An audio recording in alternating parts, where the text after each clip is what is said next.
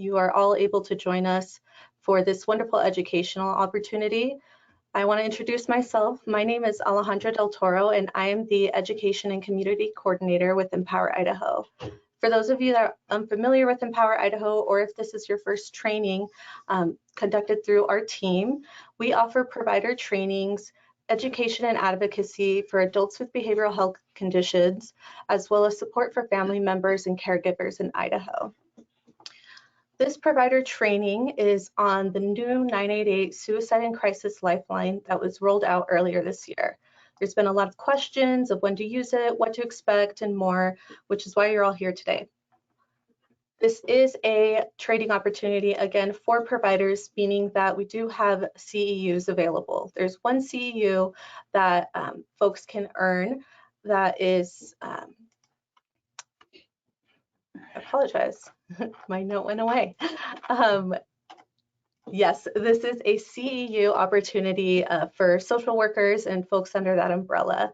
There is eligibility criteria that folks need to adhere to in order for you to receive that, which includes attending the full session, completing the evaluation, which includes the content-specific questions that must be answered correctly, and the additional information with details can be found in your email. It is in the confirmation email that you received when you originally registered, and it's also in the reminder email. And to go ahead and introduce our presenters, we have Belinda here with us today, that is the Crisis Program Manager for the Center of Excellence Bureau, Adam, who is the Director of Clinical Operations at the Western Idaho Community Crisis Center, and Lee, who is the Director at the Idaho Crisis and Suicide Hotline. Before we officially get started, I want to do a quick overview of the control panel. So you'll see the control panel menu area. Everybody in the audience is muted and the webcam is disabled. So the way that you'll be able to communicate with the presenters and our team is through the questions box. So go ahead and locate that questions drop down. Feel free to type in a hello, good afternoon, what have you, just so you're familiar with where you'll be putting in your comments and your questions. That said, we have reserved some time at the end for a Q&A. So throughout the session, please do type in your questions, but note that they will be addressed at the end of the session. There is a PDF handout of the slides that can be found under the handouts drop-down box where you can download it and follow along with the presenters. Lastly, this is a recorded session, so you will have this available to watch again. It will be on the Empower Idaho website, and you also will be, as somebody that attended this training, you'll also be prompted to view that. So I'll go ahead and hand it back over to the presenters. Again, thank you everyone for joining us, and looking forward to learning alongside you. Perfect. Thanks, Alejandra, for that introduction. We'll just get a little bit more in depth on who we are and what we do before we get move forward on the PowerPoint presentation today. So again, my name is Belinda Dalrymple. I am moving into my new position as Crisis Program Manager for the Center of Excellence Bureau with the Division of Behavioral Health at Health and Welfare. I've been working with the state going into my 10th year. All 10 years have been in crisis. I started out as a clinician, moved my way up to supervisor, and now I'm stepping into a program manager role for developing the crisis network for the future of Idaho. Adam, maybe you introduce yourself, and then Lee, you go last and move us into the objectives. Sure. Can you hear me all right? My name is Lee Flynn, and I am the Director of Idaho Crisis and Suicide Hotline. I started here in May of 2020, and I'm really happy to work with the team here. Many of the people that I work with have many, many years of experience in crisis care, and I'm also really thrilled to be able to work with the panelists, Belinda and Adam. And thank you for being here today. Hi there. So my name is Adam Moravec. I am the Director of Operations at the Western Idaho Community Crisis Center located here in Caldwell. Our crisis center serves all of Region 3. I have functioned as a clinician and then clinical director for the better part of 3 years. And I ultimately have a passion for serving individuals with severe and persistent mental illness, as well as addressing substance use in our community. And it is a pleasure to be here today. Thank you. All right. Okay. I'll go ahead and pick it up from here. Can you see the objectives? Yes. Okay. All right. So the learning objectives for today are pretty simple. We came together today to talk about 988, and so we are going to give an overview of the 988 system, and we're also going to give more information about Idaho's crisis care continuum, and also, you know, a lot of the questions that all of us get are questions around like, when do I know when to call 988? When do I know when to call 911? So we're going to highlight the differences in those, and then also help everybody really know what happens when somebody might call 988 and what kind of support you will get. So there are 3 essential elements to 988. And as all of you know, this rolled out nationwide on July 16th of this year. So the 3 essential elements are represented in each of us that are fortunate to be panelists today. So the first element that is essential is often referred to as someone to call. And so what that means is someone to call at a crisis hotline. And so in Idaho right now, that is Idaho Crisis and Suicide Hotline. The second essential element is someone to respond. And in Idaho right now, that really refers to Idaho's and the department's mobile crisis teams that work across the state. And Belinda is going to speak to that in more detail. And then the third essential element is somewhere to go. And that's going to be the area that Adam covers. Right now in Idaho, one of the most important pieces of the crisis care system where someone can go are Idaho's crisis centers. And like I said, Adam's going to touch on that here in a few minutes. So as far as the first area, which is someone to call, one thing I want to point out at the beginning is probably everybody in this meeting today has heard of the National Suicide Prevention Lifeline. Up until about July, that was the national organization's name, and probably all of us have had a situation where we've seen that number. If you look at the green and black logo, you can see the phone number on there. That's the 800-273-TALK number. And that's the number that, you know, for years and years and years was shared far and wide. So in anticipation and in preparation for 988, the National Suicide Prevention Lifeline, they updated their name to the 988 Suicide and Crisis Lifeline. And so, you know, you won't see the green and black logo much anymore, but you will see the new logo that says 988 Suicide and Crisis Lifeline. So one thing we want to really make sure that everybody hears and can be clear on is that the 800-273-TALK number still works. And so, you know, if people have that plugged into their phones and they're still calling it, they will get through to what is now known as the 988 Lifeline. However, we think it's really important to really continue raising awareness about 988 and to encourage everyone you know to call 988 or text 988. And we really ask that people do not share out the 800-273-TALK number. So Idaho Crisis and Suicide Hotline, we are a member of the 988 Suicide and Crisis Lifeline, and right now we are the crisis line that is taking the Idaho 988 calls. So we provide, just like everybody does in the network, 24/7 free and confidential crisis support.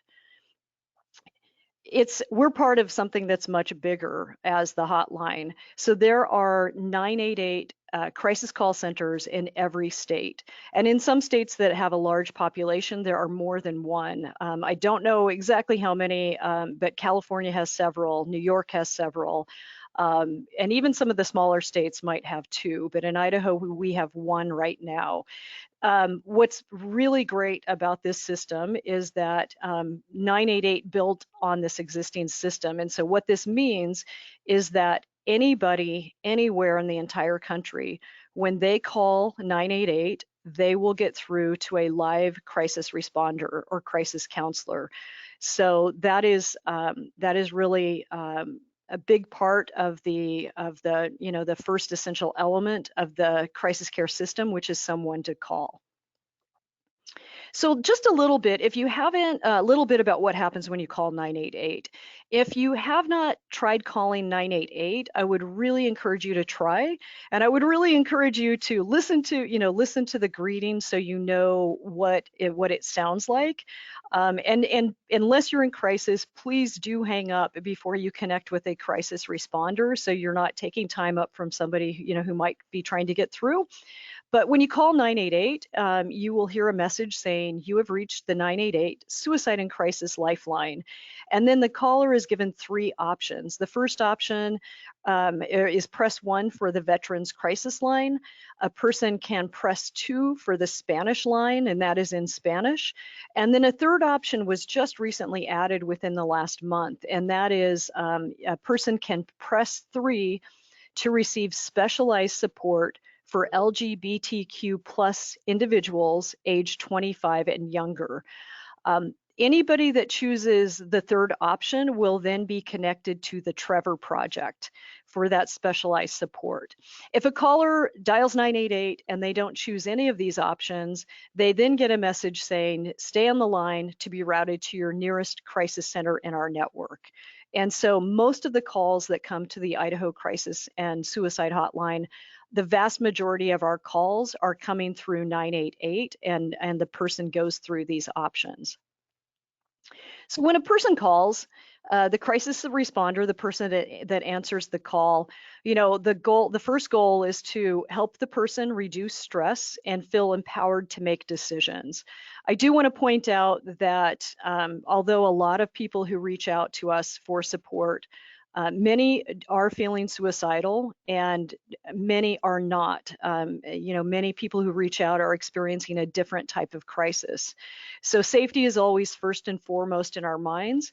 And again, the person taking the call will listen to what's going on, determine what's going on with that person. They will help de-escalate that person as needed and as helpful. And then the crisis responder will conduct a safety assessment. In that moment, if a person is feeling suicidal, we want to see determine how much at risk they are at, or if they are at risk, if they're in imminent danger. And we also want to determine in that moment if the person has any feelings and about wanting to hurt other people. So we do a safety assessment for suicide and also for homicide. And if the person is at risk, if they are feeling unsafe, we work with that person to create a safety plan, and that is highly individualized. What someone creates as their safety plan is going to look different compared to what somebody else might create. And then sometimes, most of the calls are not like this, but sometimes a person is in need of referrals, and we, as needed, are happy to provide referrals. That could mean food, it could mean healthcare, housing, could mean any number of things. So with us at the hotline and all 988 call centers, we do provide support for people who call on behalf of themselves. We also are able to provide support for a person calling on behalf of a loved one, and that happens fairly often, where a person might call, they're concerned about their spouse, or a parent might call because they're concerned about their child. And so we're able to offer support to third-party callers as well. Most of the callers that reach out to us are kept safe and are able to reduce their stress. And it's around 83, 85% right now of the people that reach out, our crisis responders are able to help them, again, de-escalate and stay safe. However, sometimes people do need a higher level of care. And in those situations, it's typically a person who may be feeling suicidal and they are just not able to keep themselves, they feel like they are not able to keep themselves safe. In those situations, the two most common responses when a person needs a higher level of support than we can offer telephonically, we often either give a referral and help them connect to either mobile crisis or to a crisis center. Obviously, crisis centers are, it depends on where the person lives, but that is a common referral for us. But I just want to talk a little bit about the information. If you call on behalf of someone else, or if someone calls for themselves and they need a higher level of support, if we know that mobile crisis would be a good response for this person, I just want to outline the kind of information that we here at the hotline will ask. So when there is a community response by mobile crisis is needed, those of us at Idaho Crisis and Suicide Hotline are going to ask you for very specific information. We're going to ask you for the caller's name. We're going to ask for their phone number. And then if it's a person calling on behalf of someone else, we're going to ask about the relationship, your relationship to that person of concern. It's really important in this situation, again, that we get the name of the client, if possible, their date of birth, and then obviously we also need their address. As you all probably know, mobile response can dispatch and go to a person's home. Sometimes a person in crisis might be somewhere else. They might be at a park, they might be in a parking lot. So we really need to find out where that person physically is right in that moment. We also at that point really try to gather as much information about mental health concerns that person might have, whether they're using substances, any history of suicide attempts, any history of psychiatric hospitalization, anything like that. That is critical information that is really helpful for us to pass along to the mobile crisis team. And then of course, we always want to try to find out and assess, does the person have, if they're at home, do they have weapons, or if they're anywhere else, do they have weapons? If they're at home, are there pets in the house? Might there be difficulties with a dog? And is there any history of violence? Are they in a situation where there is violence in the home that could pose a risk to any mobile crisis team going into that situation? So those are some things that it seems like a lot of questions, but the reason we're asking these specific questions before we connect the person to mobile crisis is really so that between the hotline and mobile crisis, we can collectively provide the best level of support and also help keep the client safe, and also make sure that mobile crisis is going into a situation that they have a lot of awareness about. So I'm going to hand it over to Belinda at this point, and she will pick up the next essential element of 988. Awesome, thanks. Just a couple things that I wanted to make sure everyone was aware about is the services provided by the 988 Crisis Care Continuum are available to everybody, regardless of if you are an adult or a minor, that the services provided by the hotline and by the mobile response teams are available. The only aspect of 988 that is for adults only at this time are crisis centers. However, as a state, we are working towards juvenile crisis centers. That's just a work in progress for right now. Another thing to highlight, as Lee said, there is press 1 just for the regular English line, 2 is Spanish. Any other languages, the hotline can use language line interpreters. And then mobile response teams as well have language line interpreters available to them. And then if we need to have an in-person interpreter because the language line does not have a certain language, we can also coordinate with that. It just might take a little bit longer for us to respond. Mm-hmm. So like Lee said, when a caller dials 988, they'll reach the crisis hotline. and the call takers will try and de-escalate the crisis to the best of their abilities. At this time, they're able to de-escalate and resolve 80 to 85% of the calls that have historically gone to the behavioral health teams across the state. Of the 10 to 15% that comes through to the mobile response teams, we're again able to resolve about 80 to 85% of those calls over the phone, which is huge, because what that means is that we're engaging in treatment that is least restrictive. So if we're able to resolve a crisis over the phone, we consider that to be the biggest win possible.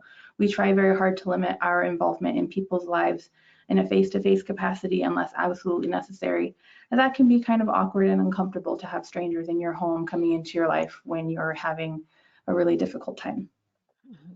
So if you do need, or if you do believe that there is need for a welfare check, I encourage you to call 988, answer all the questions the hotline is asking of you, and then they will forward on any follow-up requests to the mobile response teams.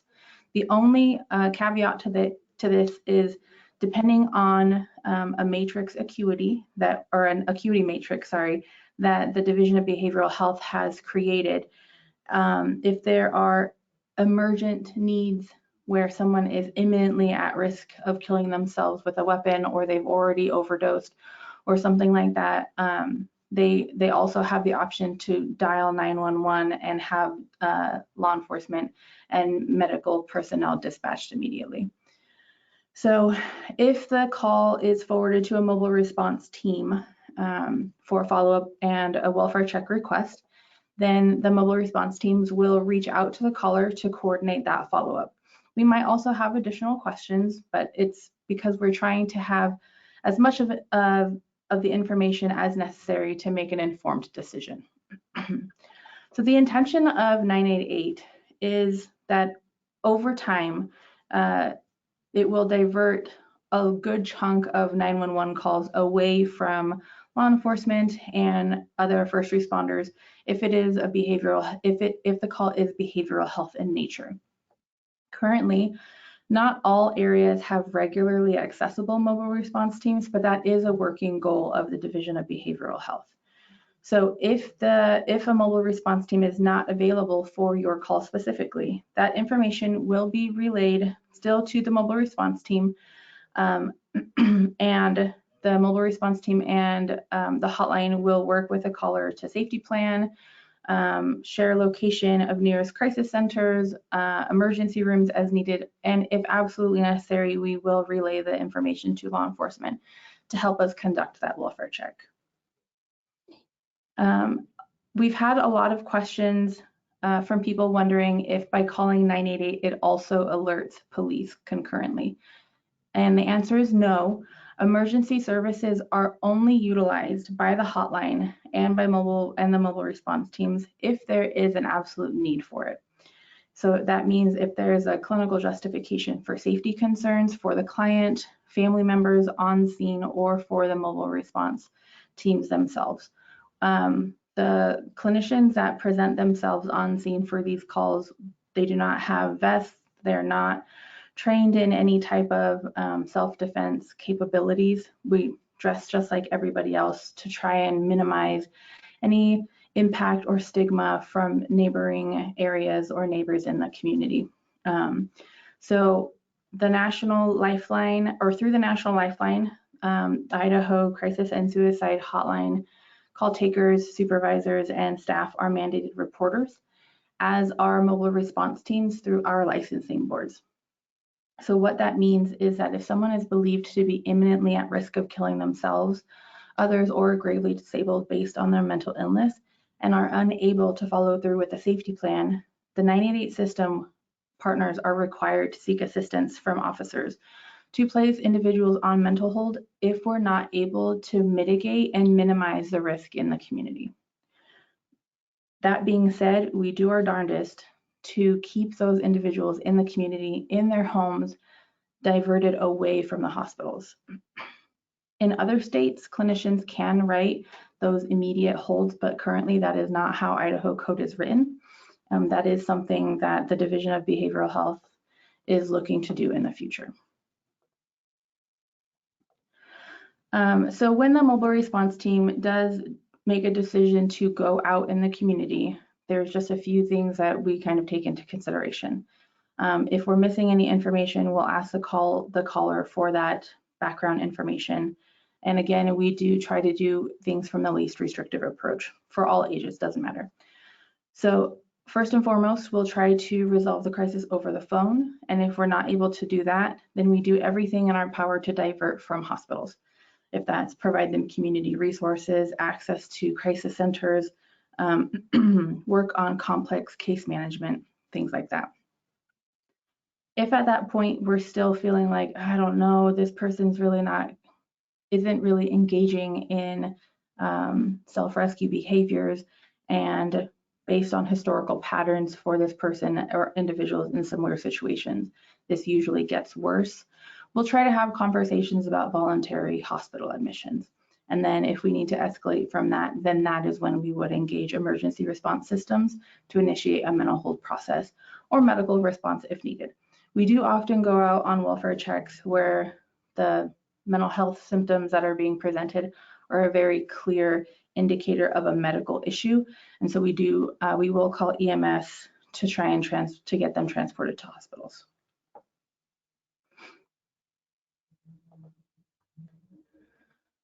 Okay, so for Idaho right now, the crisis system is not as robust as other states. That's something that we're working on, and we're developing different things to bolster that over the next 5 to 10 years.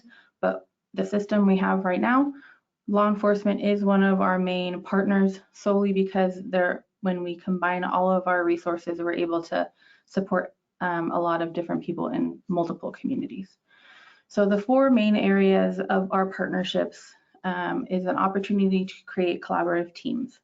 And so what that means is in a lot of cities across the state, we have been able to show the benefit of working with behavioral health clinicians. And so several police departments have initiated co-responder units within their police departments. Officers can also can call to request a mobile response co-response in the field. They can also call us for history on an individual to help them ensure the safest response to that person's crisis in the community. So what that could look like is they're calling us for information on any past holds, how best to interact with that individual. You know, do they respond better to male or female officers? Questions like that. If the mobile response teams are out on a call and there is concern for safety, either for the client or for the staff, we can also call officers for safety assistance. And what that looks like is the officers will show up with us. They will not take part in much, if at all, of the conversation. They tend to stand behind the clinicians, off to the side, trying to be as unnoticeable as they possibly can be. If the safety concern is mitigated in the field, the mobile response clinicians will often tell the officers that they can clear the scene, that their assistance is no longer needed. So we really try hard to only bring officers into a behavioral health crisis when there is a safety concern or a mental hold is needed right at that moment. And we try to limit that to as little time as needed. In regards to follow-up from a law enforcement call, they can have the hotline or the mobile response teams provide post-response follow-up. And so that could be, hey, mobile crisis, can you check on this person in a couple days? They seemed okay, but you know, I just want to make sure that they're okay moving forward. Or, hey, mobile crisis, they were looking to get into some treatment. Can you provide them some resources? I just don't know that information. And so those are the kinds of follow-ups that we will help the officers with, so then they don't have to continue interacting with those individuals and putting that crisis back in the behavioral health realm. So one of the questions that we often get are, why, when, how are calls forwarded to 911? So again, thinking back to that acuity matrix designed by Health and Welfare, we use safety assessment questions and dedicated attempts to de-escalate and mitigate risk. So either the hotline or mobile response teams will only call 911 if there is a belief that the client's life is in danger. Typically, if an assist is needed by EMS or police officers, the mobile response teams will typically call non-emergency dispatch for a variety of different reasons.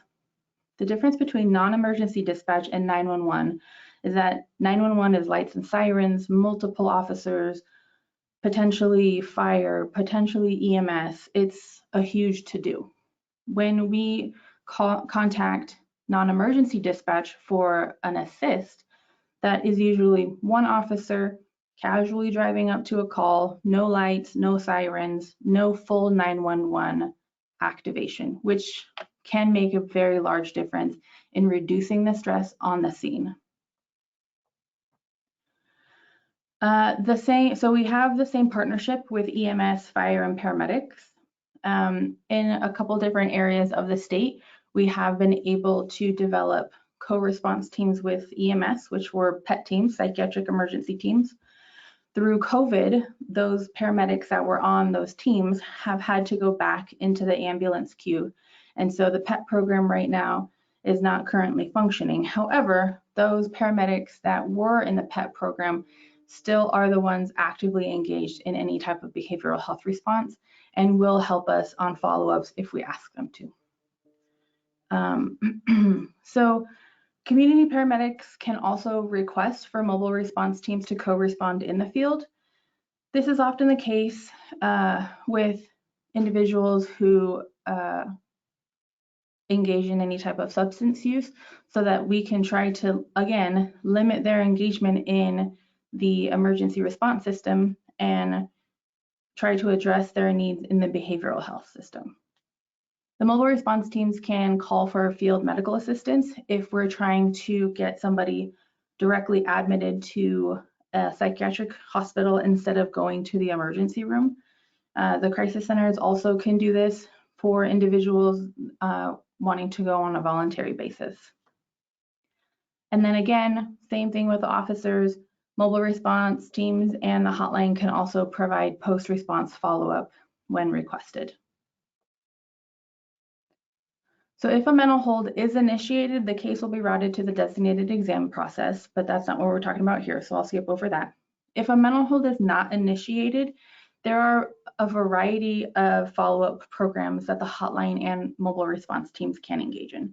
We can do short-term phone support, we can do crisis case management, we have complex treatment referral processes that we have, and we are happy to engage multi-system interactions if they're needed. Some of our main partners in the behavioral health system and beyond are adult protection, schools, SROs, community providers, and then a slew of health and welfare programs, including developmental disabilities, the YES program, children's mental health, Medicaid, and child protection.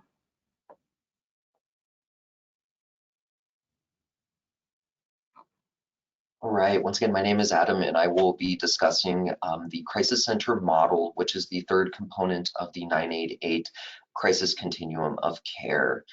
That is somewhere to go. The state of Idaho currently has 7 crisis centers spread out across the state. Crisis centers are a place where adults in behavioral health or substance use crisis can access immediate support from a behavioral health professional. All services provided are pro bono. Clients receive food, a bed, and professional guidance and support in managing their ongoing crisis needs. Individuals are admitted to the crisis center for 24-hour periods. If an individual continues to experience crisis needs past the 24-hour time frame allotted by the facility, some facilities are able to readmit the individual so as to provide ongoing support.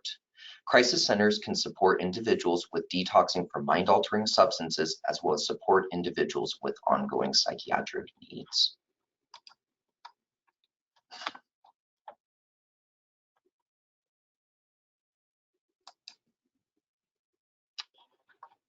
I will now provide you with a brief virtual tour of the Western Idaho Community Crisis Center, which is located in Caldwell, Idaho, and serves Region 3. The Division of Behavioral Health, as contracted with Beacon Health Options, created a statewide system of crisis centers across the state of Idaho. All crisis centers function.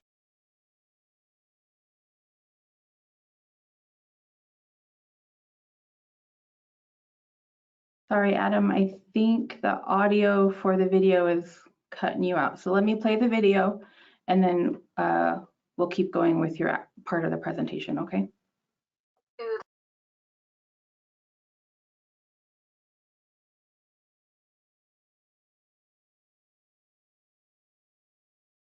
Our folks will be welcomed and then also screened to make sure that they are safe to enter the facility.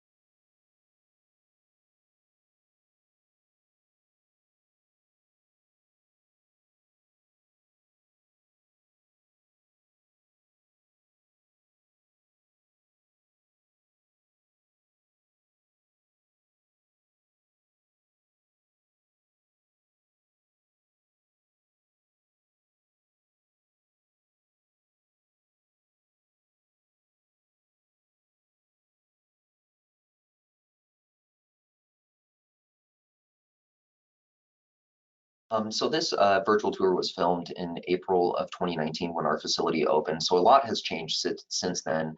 And in the 3 years that I've been here, I've watched this program evolve and grow across time, which has really been cool to see.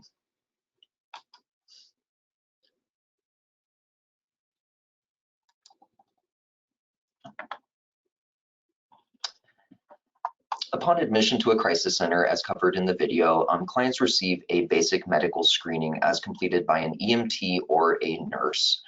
As part of this screening, we may check an individual's blood pressure, pulse, respiratory rate, O2 stats, blood glucose levels, temperature, and if needed, CWA protocol may be implemented. CWA stands for the Clinical Institute Withdrawal Assessment for Alcohol. Such an assessment is critical when determining how best to support an individual who is actively detoxing from alcohol. Following the completion of basic medical screening, clients will meet with a behavioral health professional in order to receive immediate crisis assessment and support. Counseling, skills training, and psychoeducation may be provided to the client as needed. Depending upon the level of acuity, clients who are experiencing suicidal thoughts will complete a crisis assessment and a safety plan with a behavioral health professional, and they will be discharged back into the community with follow-up resources having been provided. If it is determined that an individual would benefit from accessing a higher level of care, staff may assist the client in accessing a local behavioral health unit on a voluntary basis. If a secure psychiatric transport is available and the client in question is determined to be medically stable, crisis centers may be able to bypass the emergency room altogether, thus transporting the individual in question directly to the behavioral health unit.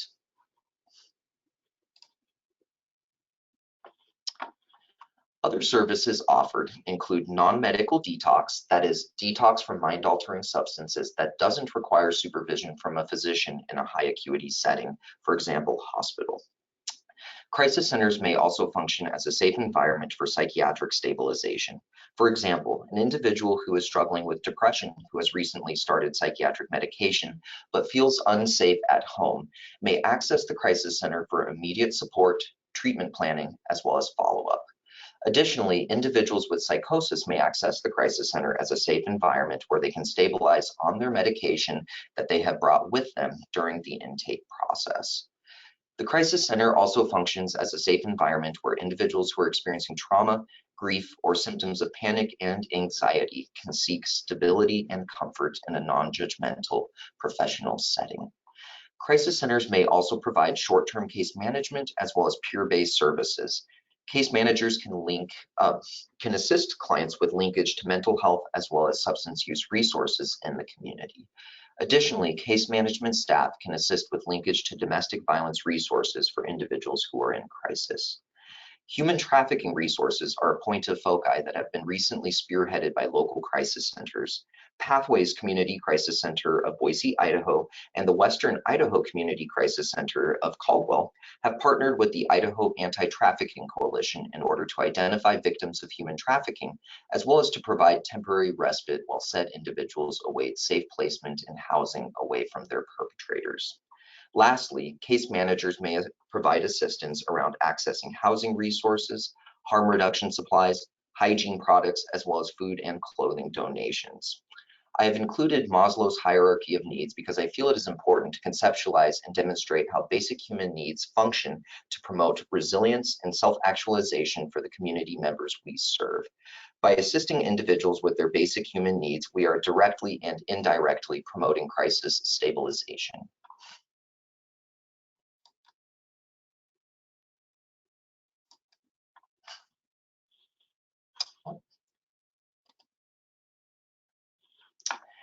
Adult crisis centers in Idaho can serve individuals 18 and older. Individuals must be voluntary and they must be able to consent to treatment. Furthermore, clients must exhibit medical stability as determined by an EMT or nurse upon admission. Clients must be able to ambulate on their own or with the assistance of supportive devices, for example, a wheelchair or walker. It is important that clients be able to perform activities of daily living on their own, that is, showering, bathing, hygiene, and feeding. Ultimately, the client defines their own crisis. This is part of a no wrong door policy. Furthermore, we accept referrals and drop-offs from law enforcement and other community partners. As Belinda had mentioned earlier, the state of Idaho is seeking to roll out youth and adolescent crisis centers so that we can expand that full crisis continuum of care, not only to the adult population, but as well as to the adolescent and youth in our communities.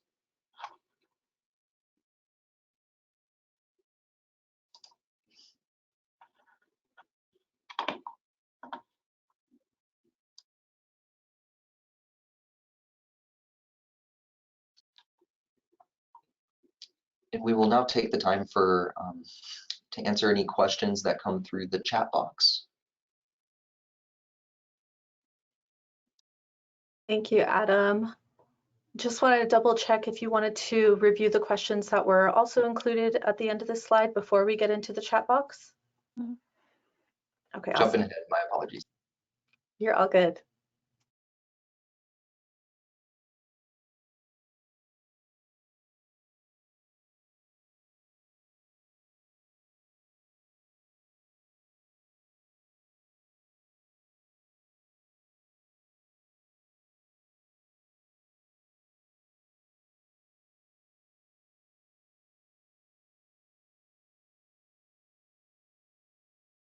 If it's easier to do the chat box first, I can go ahead and read those off to you.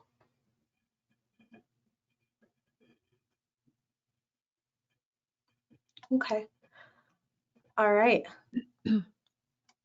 So we do have quite a few that have come through. Some are repeat questions, so we'll try our best to get through them with the 10 minutes that we have left. If your question is not answered, please do email us and we will try to address that and get back to you with your response. So the first question is, can mobile crisis teams transport clients to crisis centers and/or hospitals?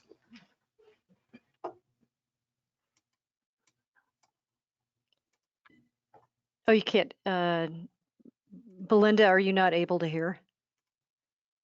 Okay, sorry. I was muted by an organizer, so I haven't been able to unmute. Yes, so if you don't mind, let's really quickly run through the questions that are in the slides, and then after that, we'll take the questions from the audience, because I feel like a lot of questions might be answered here. One of the questions is, where will folks be referred to if their crisis or risk of suicide is directly related to an unwanted pregnancy? So at this time, what the 988, what the hotline and the mobile response teams have agreed to do is forward those calls to the mobile response teams.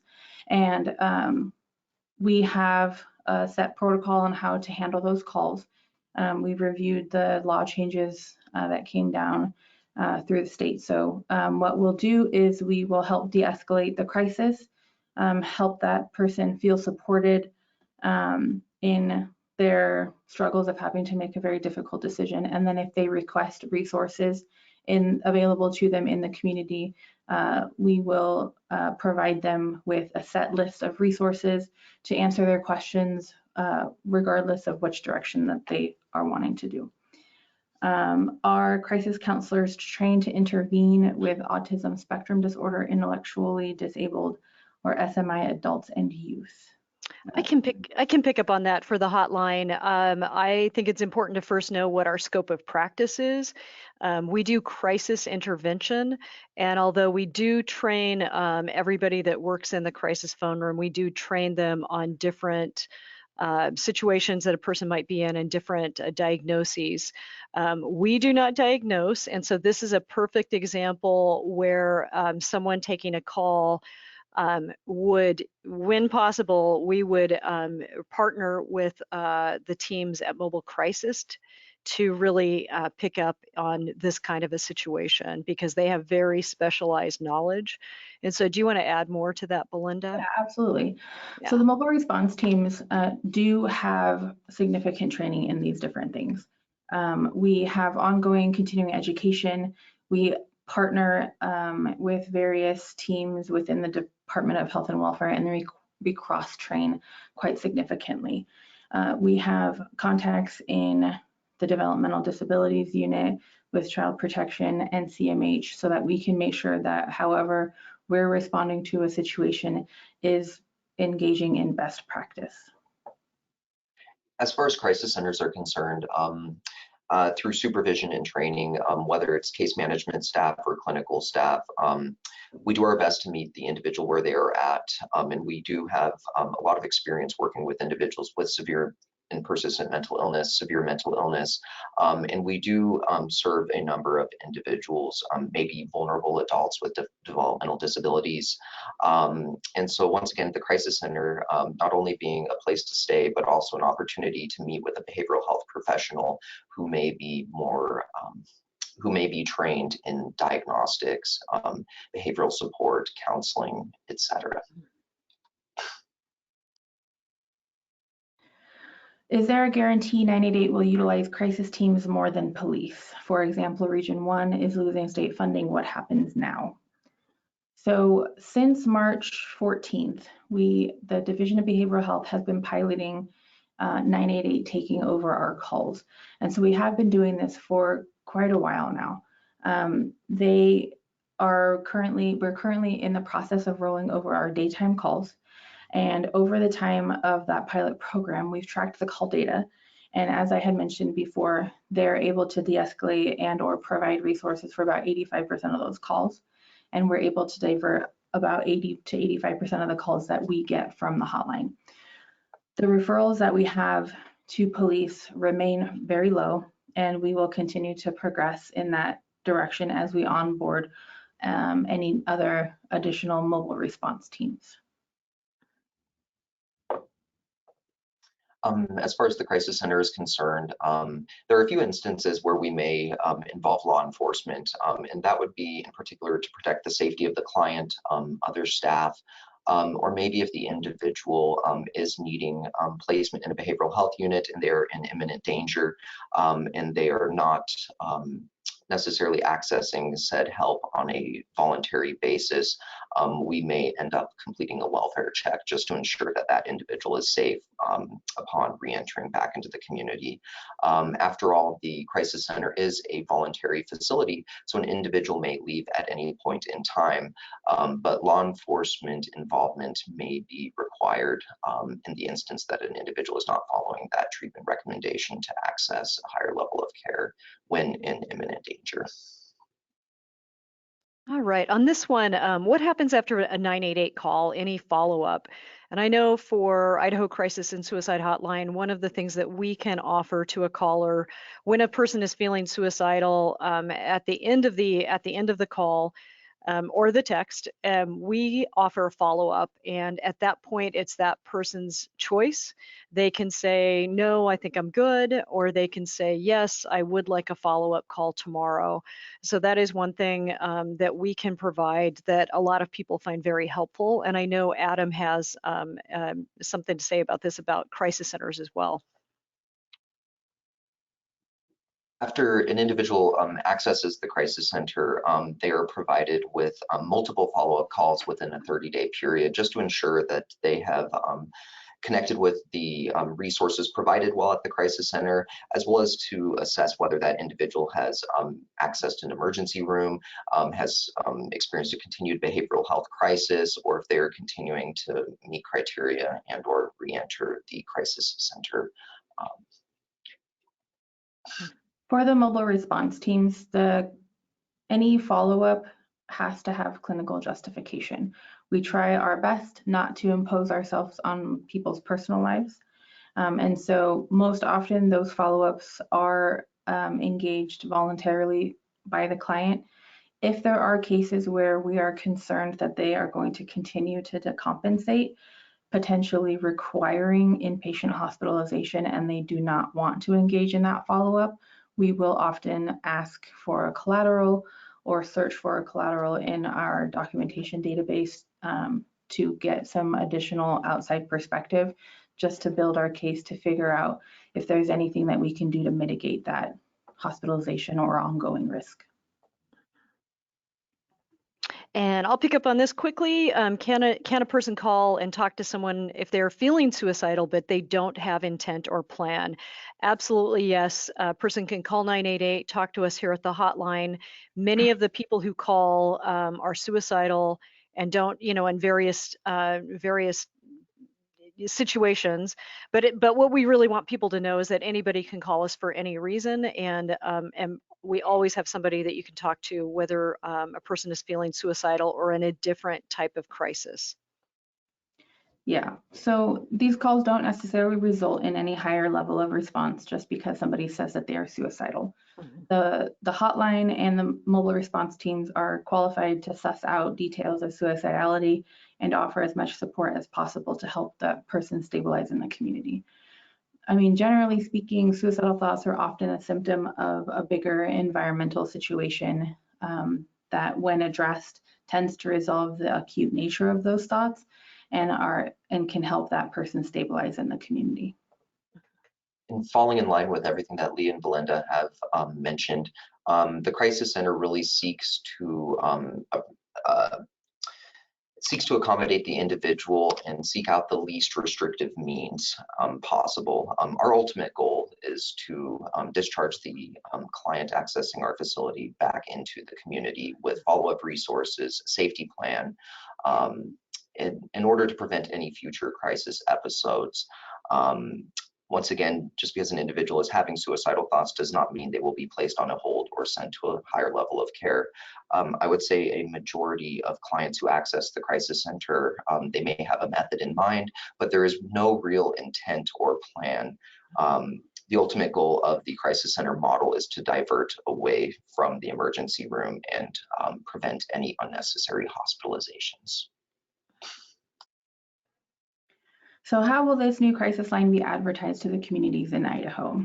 So currently there are billboards, video ads on social media. DHW social media accounts have been posting about 988. Crisis Center partners have been provided cards and magnets and links to the SAMHSA website where they can order additional stickers, brochures, and flyers. And these messages will continue to increase over time as the daytime rollovers as the daytime rollover nears completion across the state of Idaho. So Alejandra, at this point, we're done with those questions. If we want to rush through the questions from the chat that weren't already addressed. Yeah, so we have a large amount that came through, and so I will try to condense probably the most of them into one, since it is 1 o'clock now, and then I advise those of you that typed up a question and